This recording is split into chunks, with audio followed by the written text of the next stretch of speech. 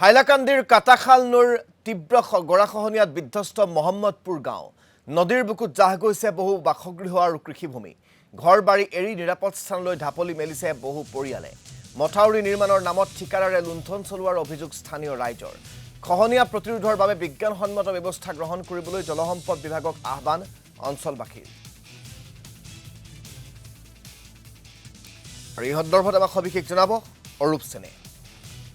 ৰাজ্যেৰ বানৰ সমান্তৰালভাৱে গৰাখহনীয়া কালৰূপ লৈছে ৰাজ্যৰ বিভিন্ন প্ৰান্তত আমি এই মুহূৰ্তত উপস্থিত আছোঁ হাইলাকান্দি জিলাৰ কাটিজৰা সমষ্টিৰ মামদপুৰ গাঁও আছে আৰু এই মামদপুৰ গাঁৱৰ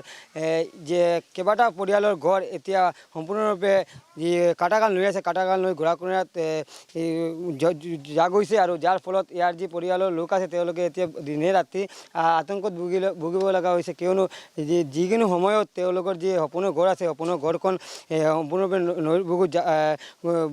যাব বুলিও তেওঁলোকে আশংকা কৰি আছে আৰু আমি আমাৰ সহযোগী ভিডিঅ' জাৰ্নেলিষ্টক অনুৰোধ কৰিছোঁ দৃশ্য দেখাবলৈ কেনেধৰণে বানৰ সমান্তৰালভাৱে গৰাখহনীয়া তীব্ৰ ৰূপ ধাৰণ কৰিছে আৰু কাল ৰূপ ধাৰণ কৰিছে হাইলাকান্দি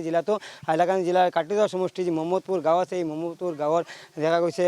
কাটাখাল নৈ আছে কাটাখাল নৈ গৰাখহনীয়া দেখা গৈছে এই অঞ্চলৰ কেইবাটাও পৰিয়ালৰ ঘৰ কিন্তু এতিয়া নৈৰ বুকুত যা গৈছে আৰু কেইবাটা ঘৰ এতিয়াও আছে যদিও কিন্তু তেওঁলোকে আতংকত ভুগিব লগা হৈছে কিয়নো